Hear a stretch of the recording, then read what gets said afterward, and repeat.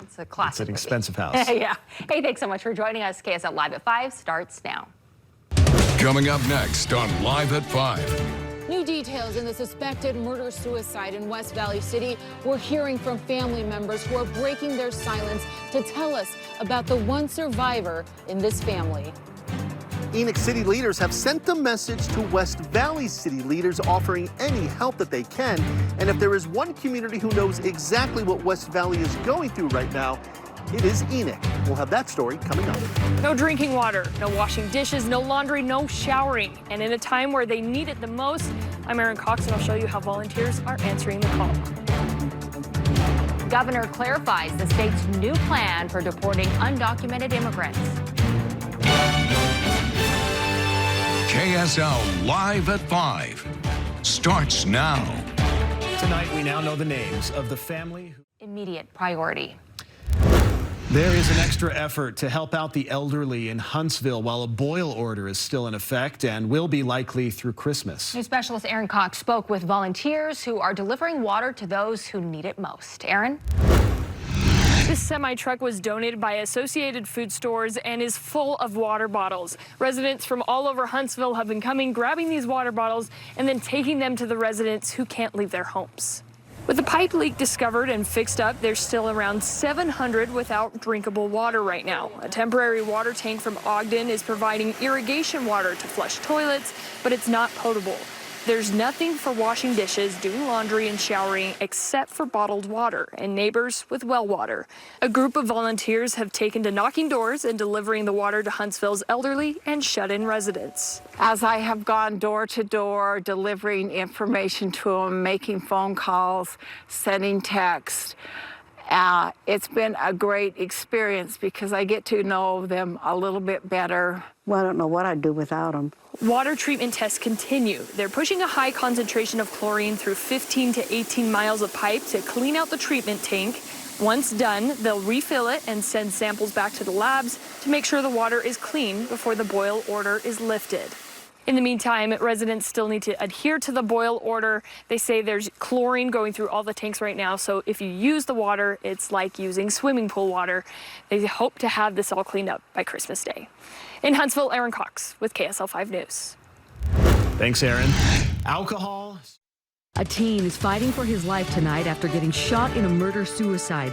We spoke to the family sitting by him at the hospital. The guy's with us, and he's going to help us through all of this because we've been through so much. Plus, a Davis County woman is touching the hearts of Utah family. And it brought so much joy to me in such a terrible, sad time. How she's helping those who lose a child.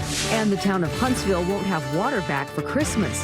What the community's doing to help residents in need. KSL News at 6 starts now. It's been 48 hours since we learned about the death of... Well, sometimes the toughest of times can bring out the true character of a community. That's proving true in Huntsville as residents are on day 9 without drinking water. News specialist Erin Cox joined volunteers as they checked on their most vulnerable residents and brought them water. It's more than just a neighborly knock. Sweet, sweet people. Well, I don't know what I'd do without them. Mary Ann Peterson has been without drinking water for 9 days. We're not using the tap water today because they're putting in chlorine. The chlorine Mary Ann's talking about is cleaning out the Huntsville water treatment tank after a leak was discovered. Working in, 12, 14 hours a day for the last 7, 8 days to try and get this situation taken care of. Tom Summers is part of the crew pulling samples of water running through the 15 to 18 mile pipeline to measure the chlorine levels. We'll go all throughout the whole system and spray water just like that. Hopefully we can get the boil order lifted after our second round of testing. While they wait, we've broken out the paper plates a little bit more than we normally would ever do. Neighbors are busy. It was day 1. when people were reaching out to say, how can we help? At the town center, there's a semi-truck full of bottled water where folks can come and pick some up. I'm told nearly half of them coming through to pick up water are getting it for their neighbors. We have 3 right there on our street we've been taking water to. Carol and Kathy Stoker are just 2 of the many volunteers. Carol is the town's water meter reader, so she knows everyone who needs water. One lady was on oxygen and she couldn't get out to get water, and we have picked up water. And though it's not how they would like to spend this holiday season, We canceled our Christmas dinner. I got out of cooking, see.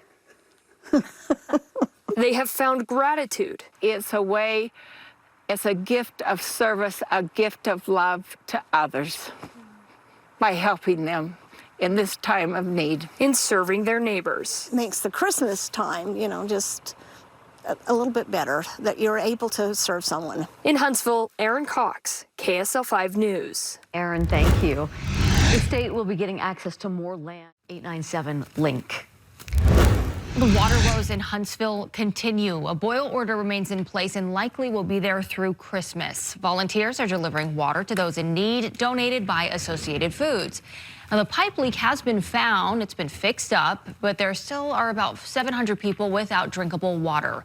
Water tests are ongoing with chlorinated water going through pipes to clean out the treatment tank. All right, Kevin, it's not quite Christmas in July, but we're about halfway there.